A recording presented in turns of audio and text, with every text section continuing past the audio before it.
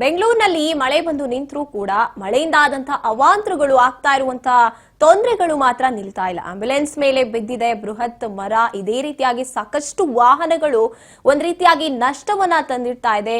ಇದೆಲ್ಲವೂ ಕೂಡ ಈ ಬಾರಿ ಆದಂತಹ ಮಳೆಯ ಒಂದು ಅವಾಂತರಗಳು ಅಂತ ಹೇಳ್ಬೋದು. ಇನ್ನು ಜಯನಗರದ 33ನೇ ಕ್ರಾಸ್ ನಲ್ಲಿ ಆಂಬ್ಯುಲೆನ್ಸ್ ಮೇಲೆ ಬೃಹತ್ ಮರ ಒಂದು ಬಿದ್ದಿದೆ. ಬೆಂಗಳೂರಿನಲ್ಲಿ ಮಳೆ ನಿಂತಿದೆ, ಆದರೂ ಕೂಡ ಮಳೆಯಿಂದ ಆಗಿರುವಂತಹ ಅವಾಂತರಗಳು ನಿಲ್ತಾ ಇಲ್ಲ. ಆಂಬ್ಯುಲೆನ್ಸ್ ಒಂದರ ಮೇಲೆ ಬೃಹತ್ ಗಾತ್ರದ ಮರವೊಂದು ಬಿದ್ದಿದೆ. ಜಯನಗರದ 33ನೇ ಕ್ರಾಸ್ ನಲ್ಲಿ ಘಟನೆ ನಡೆದಿರುವಂತದ್ದು. ನಿನ್ನೆ ಸಂಜೆ ಆಂಬ್ಯುಲೆನ್ಸ್ ಮೇಲೆ ಬೃಹತ್ ಗಾತ್ರದ ಮರ ಬಿದ್ದಿದೆ. ಅದೃಷ್ಟವಶಾತ್ ಯಾವುದೇ ರೀತಿಯಾದಂತಹ ಪ್ರಾಣಾಪಾಯ ಸಂಭವಿಸಿಲ್ಲ. ನಿನ್ನೆ ಸಂಜೆ ಮರ ಬಿದ್ದಿದ್ರೂ ಕೂಡ ಸಿಬ್ಬಂದಿಗಳು ಮಾತ್ರ ಅಲ್ಲಿಗೆ ಹೋಗಿ ತೆರವು ಮಾಡಿಲ್ಲ. ಬೆಂಗಳೂರಿನಲ್ಲಿ ಮುಂದುವರೆದಿದೆ ಇದೇ ರೀತಿಯಾದಂತಹ ಘಟನೆಗಳು ಅಂತ ಹೇಳ್ಬೋದು. ಎಷ್ಟೋ ಕಡೆ ಆಕ್ರೋಶಗೊಳ್ತಾ ಇದ್ದಾರೆ ಜನ. ಜಿಬಿಎಸ್ ಸಿಬ್ಬಂದಿಗಳು ಯಾರೂ ಕೂಡ ಬಂದು ಮರಗಳು ಬಿದ್ದಿದೆ, ಕೊಂಬೆಗಳು ಬಿದ್ದಿದೆ, ಓಡಾಡೋಕೆ ಸಮಸ್ಯೆ ಆಗ್ತಾ ಇದೆ. ಜೊತೆಗೆ ವಾಹನಗಳ ಮೇಲೆ ಹಾಗೆ ಬಿದ್ದಿರುವಂತಹ ಮರದ ತುಂಡುಗಳೇನಿದೆ, ಯಾವುದೇ ರೀತಿಯಾದಂತಹ ತೆರವು ಕಾರ್ಯಾಚರಣೆಗೆ ಬರ್ತಿಲ್ಲ ಸಿಬ್ಬಂದಿಗಳು ಅಂತ ಆಕ್ರೋಶಗೊಳ್ತಾ ಇರುವಂಥದ್ದು. ಮಳೆ ಬಂದು ನಿಲ್ತೋದ್ರೂ ಕೂಡ ಅದರಿಂದ ಆಗ್ತಾ ಇರುವಂತಹ ಅವಾಂತರಗಳು ಇನ್ನೂ ಕೂಡ ನಡೀತಾ ಇದೆ. ಇನ್ನೂ ಎಷ್ಟೋ ಮರಗಳು ಬೀಳುವಂಥದ್ದು ಏಕಾಏಕಿಯಾಗಿ.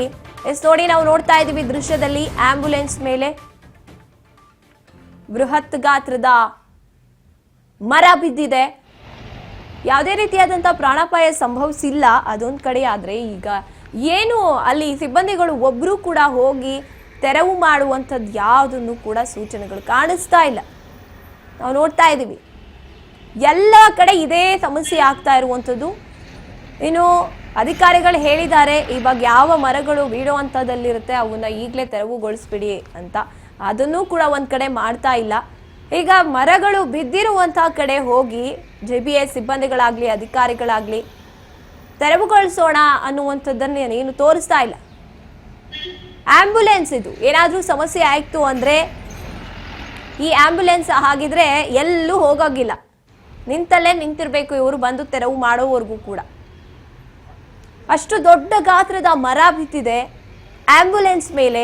ಸಾರ್ವಜನಿಕರಿಗೆ ಸಮಸ್ಯೆ ಆಗುತ್ತೆ, ತೆರವುಗೊಳಿಸ್ಬೇಕು ಅಂತ ತಲೆಯಲ್ಲಿ ಇಲ್ವೇ ಇಲ್ಲ ಜಿಬಿಎಸ್ ಸಿಬ್ಬಂದಿಗಳಿಗೆ. ಎಲ್ಲ ಕಡೆಗಳಲ್ಲೂ ಬೆಂಗಳೂರಿನಲ್ಲಿ ಇದೇ ಸಮಸ್ಯೆ ಉಂಟಾಗ್ತಾ ಇದೆ.